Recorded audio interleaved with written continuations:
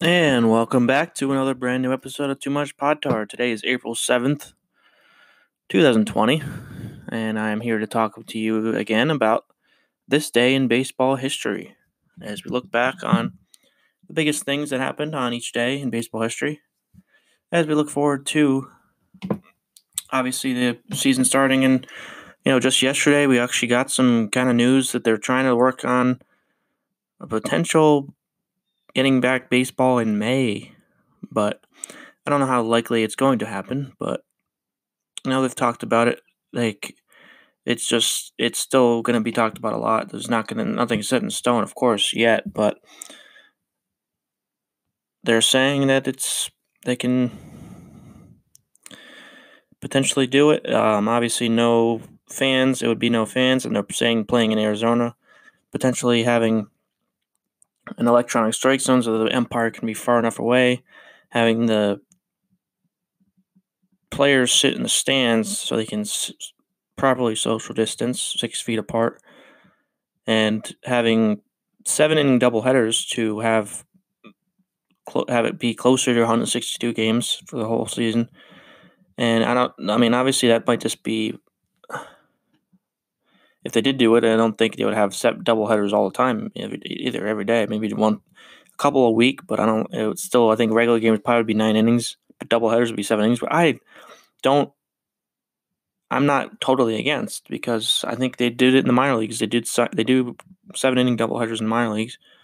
It's not that big of a deal. You still get 14 innings of a game, for a doubleheader. As long as the doubleheaders are you can go to both games. I forget the word, but as long as you can go to both games, I think that's fine. I'm good with that. As long as you can pay for both and go to both, that's not even that bad.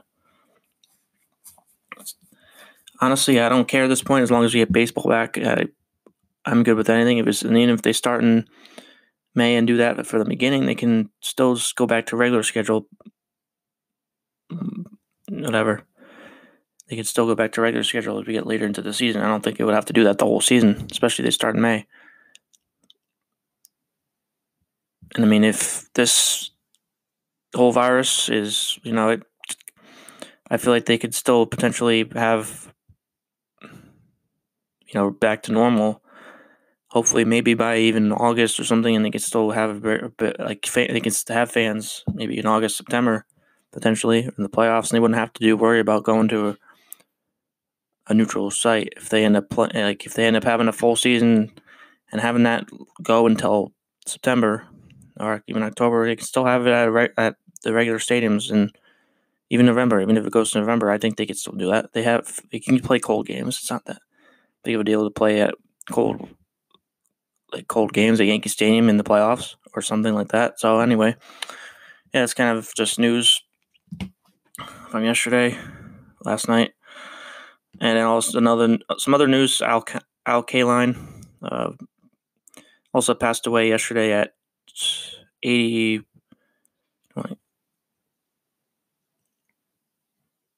years old. The Tigers legend, and he's the true Tiger King, of course. And he was so beloved by Tigers fans and just even baseball fans in general. And he just died peacefully at his home. And the cause of death was not immediately available.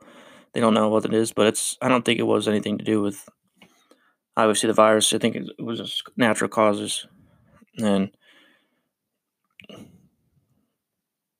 he was definitely Mr. Tiger. He played 22 years there. Played right field. He played in more games, hit more home runs than anybody else in their history. And his batting resume was second only to Ty Cobb. He was definitely a solid player. And so yeah, that's kind of some of the news from the last couple days. As we get some new news, whatever news about stuff that goes on, I will share that on this podcast, along with going back in time and looking at history. That's God. George Brett has just homered, and Billy Martin and the Yankees want the bat. Look at Martin. Well, what you're talking about, Frank, is that he's got too much Pod tar. way too much pod tar.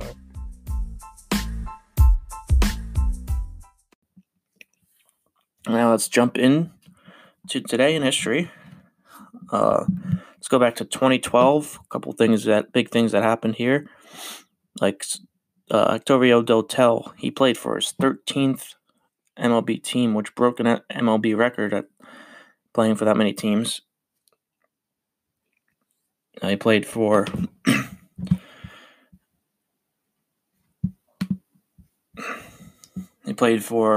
and that was a record that he previously shared with Mike Morgan, Matt Stairs, and Ron Vallone. And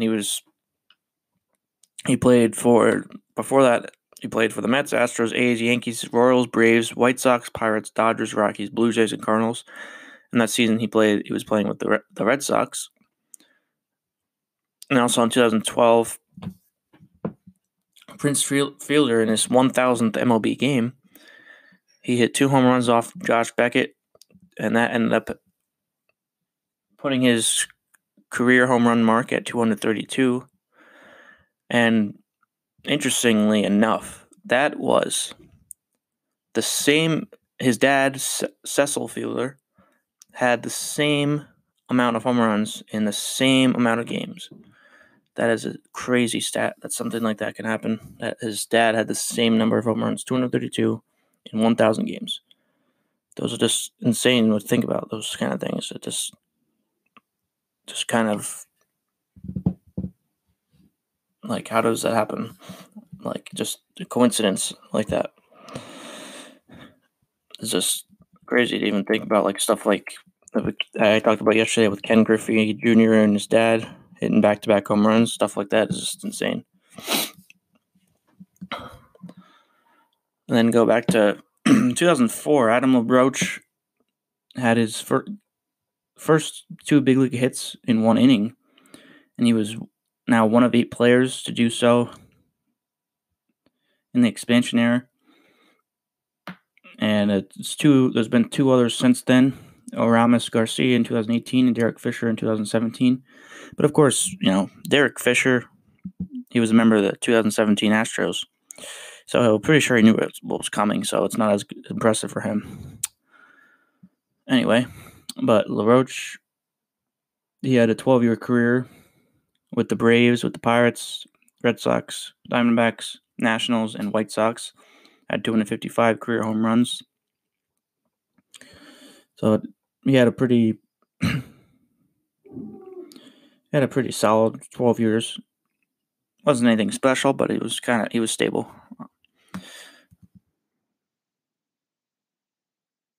And then back to 2000, the Devil Rays had a ceremony before the home opener for that season, as they retired Wade Boggs' number 12 uniform.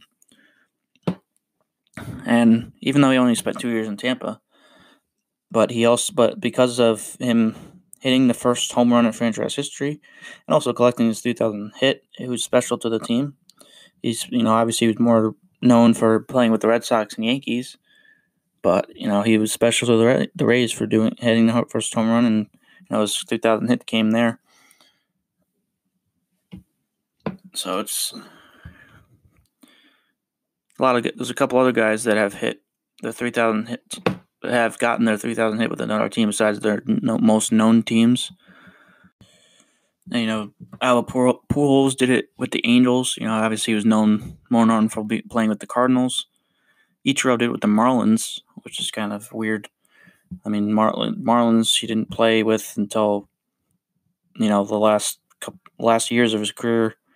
And then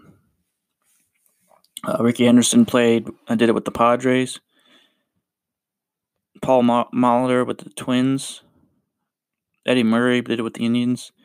Dave Winfield did it with the Twins, which is, he didn't play with the Twins until, the tail end of his career, but actually it was special to him because it was he did it while with his home, Minnesota was his hometown, so it was definitely a special moment. It wasn't, he wasn't with the team, but it was still He was it was his hometown team, so it was still kind of special, obviously.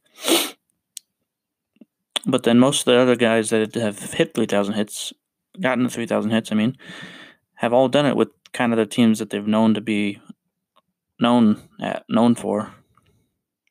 So, but those are the 6 guys that kind of did it with teams that they weren't really as known for, and had got the 3,000 hit.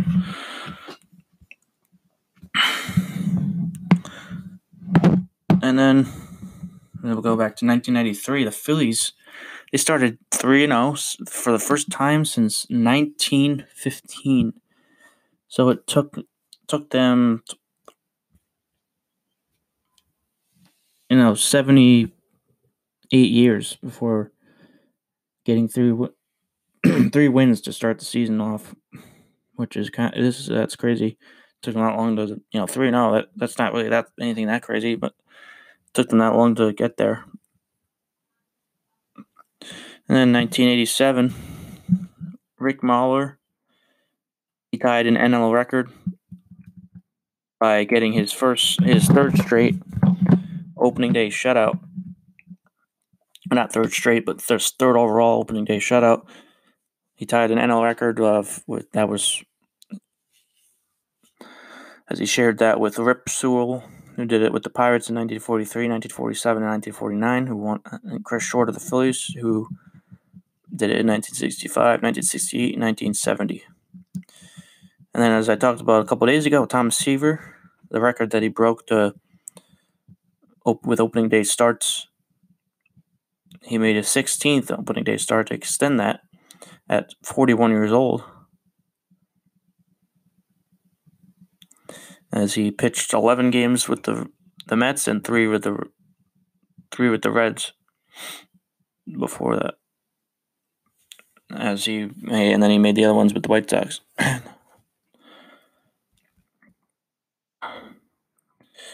1986, here with Dwight Evans of the Red Sox, he became the first player to hit the first pitch of the season for a home run, when he hit a home run on opening day off Jack Morris, who I would mention here in 2 years prior. As the next thing up here is, in that year, 1984, Jack Morris threw a no-hitter against the White Sox on a nationally televised game. It was the first Tiger to do so since 1958, when Jim Bunning did it against the Red Sox at Fenway. And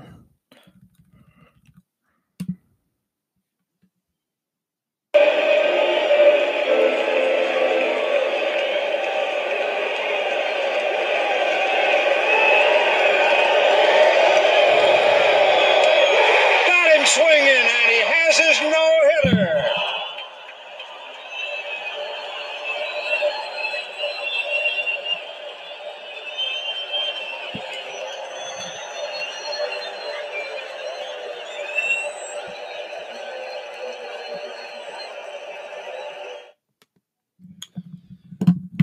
yes, a special moment there for Jack Morris. Obviously, he ended up having a good career there too, as with the Tigers. And then also 1984, Dwight Gooden, also known as Doc, he made his major league debut as 19 years old, and he pitched a pretty good 5 innings, giving up just 3 hits and 1 run to earn the victory against the Mets. I guess as on the Mets against Houston. And he actually he was so anxious before the game, and that he arrived so early that he actually jumped the fence to get into the ballpark as it was closed.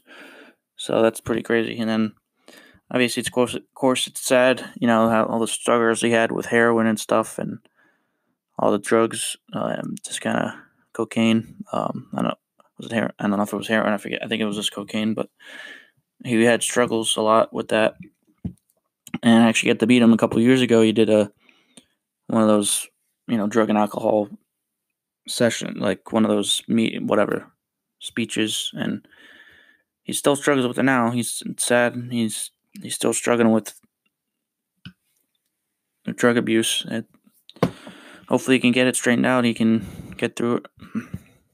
He's a good guy, a good player. He was a good player, and it's tough when people struggle with that kind of thing. Hopefully, get through it and can get over it.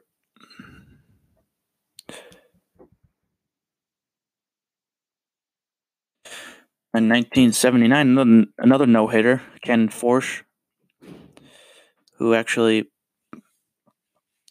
had the earliest no-hitter at the time in baseball history, which, there's been an earlier one since then. It was on a few days ago. It was like April 2nd that somebody did it later. I forget who, and it was actually crazy that the year before that, his brother Bob actually, as a member of the Cardinals, threw a no-hitter, and they became the first siblings to both have no-hitters in their careers, which is crazy. In 1977, kind of interesting one. Doug Alt of the Blue Jays. He was a rookie, making his debut with the Blue Jays, and he hit his first two home runs at his first two at bats, but then only went on to hit 17 in his 4-year career. And then the only other guy ever to do that since then has been Keith McDonald, who did that in 2000 with the Cardinals.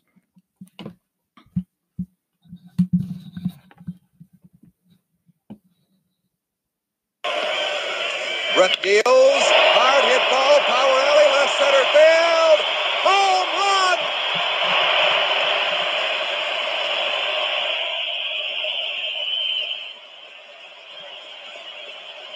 Knockout hits the first homer in Blue Jay history and will score the first run.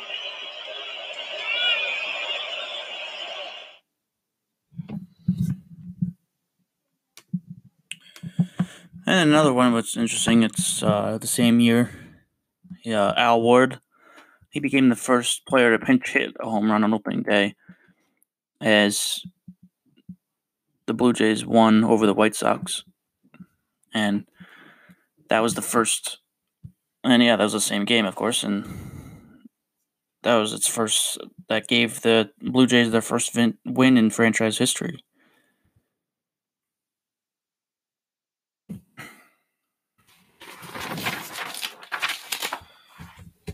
And in 1970, the Brewers played their first game in Milwaukee as they became the Brewers that year. Opened on the road. Prior to that game, and obviously I talked about before, they had been previously known as the Seattle Pilots before moving to Milwaukee after just one season as the Pilots in Seattle. And in 1969, a couple things here. Ted Williams, he made his managerial debut as they had a franchise record, 45,113 fans in attendance for opening day in Washington, as he was managing the Senators, but they ended up taking the loss to the Yankees 8-4. It was with President Nixon in attendance, and Nixon threw out the first pitch of the game. And then Bill Singer, another record here, kind of not really record, but just the first time in baseball history. Bill Singer, he became the first major league reliever to officially record a save.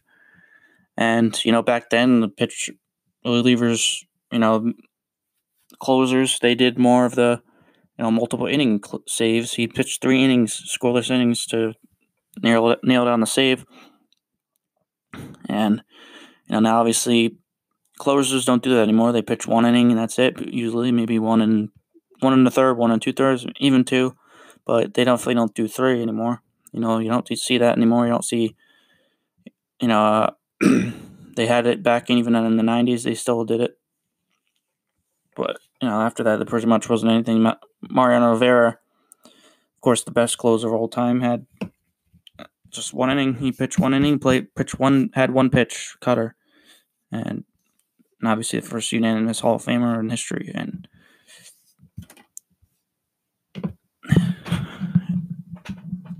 there's always the argument that, it's a closer. Oh, that shouldn't be. That's not like you shouldn't be unanimous, but he's it is a thing. So it's like I don't know why maybe people make that argument like it's something like that's not as good as a position as others, and even especially if you're the greatest closer of all time. You're probably the best. Not even just closer though, even just best reliever of all time. Mariano Rivera had one pitch and just dominated with it. So and that's basically it for today. There's only anything else to mention here. As this series will be continuing, and make sure you check all of our episodes out that we've done over the last few weeks. Continue listening to these as we move forward and hopefully get baseball back soon. I don't care how they do it. I just want it back. I want to see it. I want to be able to watch it on TV. I want to be able to enjoy the season. Hopefully we get it. And yeah, make sure you follow me at Alex Kielar on Twitter. Make sure you keep reading our articles and follow us on the Squirrel. And just a reminder, you can never have too much pod tar.